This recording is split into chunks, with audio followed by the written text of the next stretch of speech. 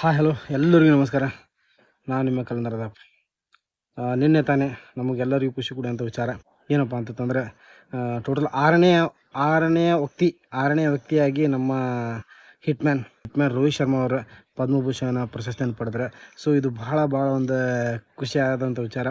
ಏನಪ್ಪ ಅಂತಂದ್ರೆ, ಆ ಪದ್ಮಭೂಷಣ ಪ್ರಶಸ್ತಿ ಹಾಗೆ ಸಿಗೋಂಗಿಲ್ಲ. ಸೊ ಅವರು ಮಾಡಿದಂಥ ಸಾಧನೆಗಳು, ಭಾರತಕ್ಕೆ ಕೊಟ್ಟ ಕೊಡುಗೆಗಳು, ಈ ಒಂದು ಕಾರಣದಿಂದ ಪದ್ಮಭೂಷಣ ಪ್ರಶಸ್ತಿಯನ್ನು ಕೊಡಲಾಗ್ತದೆ.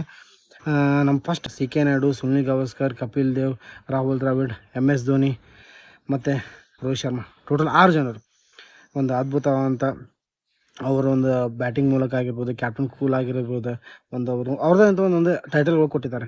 MS ಧೋನಿ ಅವ್ರಿಗೆ ಕ್ಯಾಪ್ಟನ್ ಕೂಲ್ ಅಂತಂತೇಳಿ, ರಾಹುಲ್ ದ್ರಾವಿಡ್ ಅವ್ರಿಗೆ ದ ವಾಲ್ ಅಂತಂತೇಳಿ, ಮತ್ತು ಕಪಿಲ್ ದೇವ್ ಅವ್ರಿಗೆ ಫಸ್ಟ್ ವಿಶ್ವಕಪ್ ಒಂದು ಏನು ನಮ್ಮ 1983 ಒಳಗೆ ವಿಶ್ವಕಪ್ ಗೆದ್ರಲ್ಲ.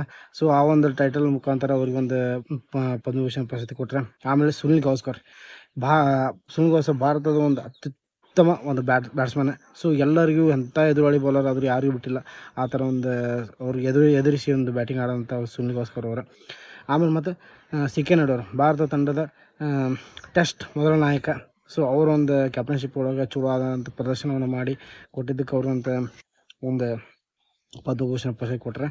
ಆಮೇಲೆ ನಮ್ಮ ಹಿಟ್ಮ್ಯಾನ್ ಶರ್ಮಾ ಅವ್ರ ಬಗ್ಗೆ ಹೇಳ್ಬೇಕಂತಂದರೆ, ಆಲ್ಮೋಸ್ಟ್ ಈಗಿನ ಜನ್ರೇಷನ್ ಪ್ರಕಾರ ರೋಹಿತ್ ಶರ್ಮಾ ಅವ್ರ ಬಗ್ಗೆ ಎಲ್ಲರಿಗೂ ಆಲ್ಮೋಸ್ಟ್ ಗೊತ್ತೈತಿ. ಸೊ ಅವ್ರು ಮಾಡೋಂಥ ಒಂದು ದಾಖಲೆಗಳನ್ನು ಭಾಳ ಚಲೋ ಐತಿ. T20 ವರ್ಲ್ಡ್ ಕಪ್ ಆಗಲಿ, ಆಮೇಲೆ T20 world cup, ODI series, so ಮತ್ತು ವರ್ಲ್ಡ್ ಕಪ್ ಒಳಗೆ, ಆಮೇಲೆ ಮತ್ತು IPL ಬಂದಂಥ ಅವ್ರ ಕಡೆ ಇದ್ದಂಥ ಒಂದು 5 ಟೈಟಲ್ಗಳು. ಸೊ ಅವ್ರು ಮಾಡೋಂಥ ಒಂದು ಸ್ಕೋರ್ಸ್ 2 ಸರಿ 200 ರನ್ ಹೊಡೆದಾರೆ. ಭಾಳ ಅತ್ಯುತ್ತಮ ಒಂದು ಬ್ಯಾಟಿಂಗ್ ಆಡಿದ್ದಾರೆ. ಮತ್ತು ಟೆಸ್ಟ್ ಒಳಗೆ 300 ಮೇಲೆ ಹೊಡಿದ್ದಾರೆ. ಸೊ ಈ ಒಂದು ಭಾರತಕ್ಕೆ ಕೊಟ್ಟ ಒಂದು ದೊಡ್ಡ ಕೊಡುಗೆ ಅವರು. ಹೀಗಾಗಿ ಅವ್ರಿಗೆ ಒಂದು ಪದ್ಮಭೂಷಣ ಪ್ರಶಸ್ತಿ ಸಿಕ್ತೆ. ಸೊ ನಮಗಂತೂ ಖುಷಿ ಆಯಿತು. ಪದ್ಮಭೂಷಣ ಪ್ರಶಸ್ತಿ ನಮ್ಮ ಕ್ರಿಕೆಟರ್ಗೆ ಒಬ್ಬ ಸಿಕ್ಕಿದಾರೆ ಅಂತಂತೇಳಿ. ಸೊ ಟೋಟಲ್ 6 ಜನ ಆಯ್ತು. ಇಷ್ಟೇ ನಾನು ಹೇಳಬೇಕಾಗಿತ್ತು. ಪದ್ಮಭೂಷಣ ಪ್ರಶಸ್ತಿ ನಮ್ಮವ್ರು ಹೇಳಬೇಕಾಗಿತ್ತು, ವಿಷಯ ಮಾಡಬೇಕಾಗಿತ್ತು.